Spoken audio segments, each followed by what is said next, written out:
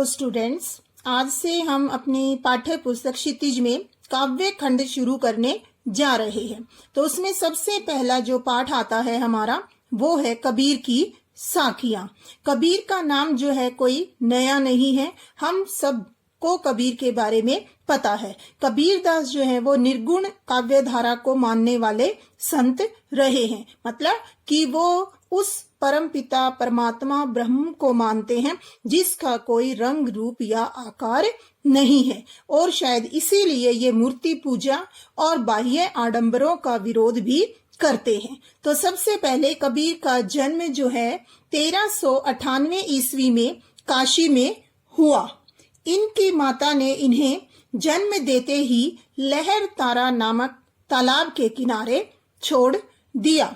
वहीं पर निसंतान जुलाहा दंपति नीरू और नीमा ने इन्हें देखा और इनका पालन पोषण किया। इनके गुरु का नाम रामानंद जी था और इनकी पत्नी का नाम लोई था। सन 1518 ईस्वी में कबीर जी की मृत्यु हो गई। तो कबीर जी के बारे में एक बात कही जाती है कि ये अनपढ़ संत थे, साधु संतों के साथ ज्यादा रहते थे और वहीं पर इन्होंने अपने पदों की रचना की और उनको गाया। इनके शिष्यों ने इनकी जो रचनाएं हैं उनको कलमबद्ध किया, मतलब उनको एक रूप दिया और एक साथ इकट्ठा किया।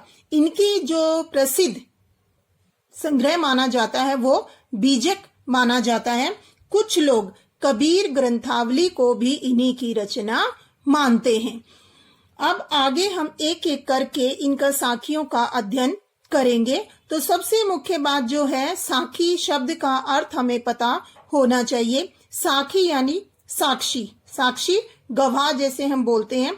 तो इसलिए ये बात कही जाती है कि कबीर जी ने जो कुछ भी अपने जीवन में देखा, सुना, समझा, उसी को उन्होंने अपनी रचनाओं में स्थान दिया। इनको भाषा का डिक्टेटर भी कहा जाता है, क्योंकि इन्होंने किसी एक भाषा में अपनी पदों की रचना नहीं की। इसमें अलग अलग भाषाओं के, ब्रिज के, अवधी के, पंजाबी, राजस्थानी, अरबी, फारसी आदि भाषाओं के शब्द जो हैं वो पाए जाते हैं। इसीलिए इनकी भाषा को सधुकड़ी या खिचड़ी भाषा भी कहा जाता है।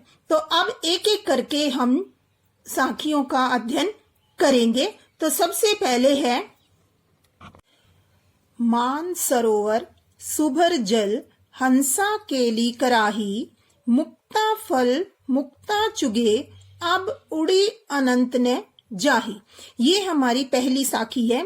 इसके अगर हम ध्यान से देखें तो दो अर्थ निकलेंगे, ठीक है। पहले मैं इसका जो सीधा अर्थ बनता है वो आपको बताती हूँ।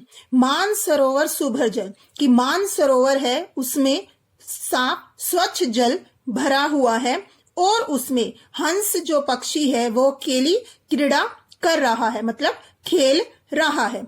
और वहीं पर वो मुक्ता फल मुक्ता चुगे, मुक्ति रूपी फल जो है वो चुग रहा है। अब उड़ी अनंत ने जाही, अब वहां से वो उड़कर कहीं भी जाना नहीं चाहता। ये है इसका सीधा सामान्य अर्थ। अब जो दूसरा अर्थ है जो कबीर जी हमें बताना चाहते हैं वो क्या है? मान सरोवर यानी मन रूपी सरोवर। देखिए ध्यान से, मन रूपी सरोवर जिसमें स्वच्छ साफ जल भरा हुआ है और हंसा केली कराही, हंस रूपी जीवात्मा उसमें क्रीड़ा यानी खेल रही है। मुक्ता फल मुक्ता चुगे, और जो जीवात्मा है वो वहां पर रहते हुए मुक्ति रूपी फल चुग रही है, मुक्ति यानी मोक्ष। अब उड़ी अनंत ने जाही, अब वो वहां से उड़कर कहीं और जाना नहीं चाहती है।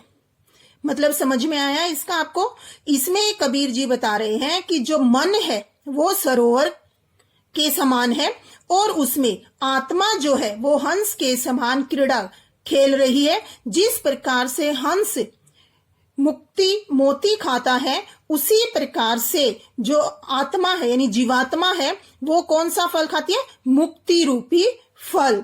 और दोनों ही, चाहे वो हंस है चाहे वो जीवात्मा है, उस मन रूपी सरोवर को छोड़कर कहीं और जाना नहीं चाहते हैं।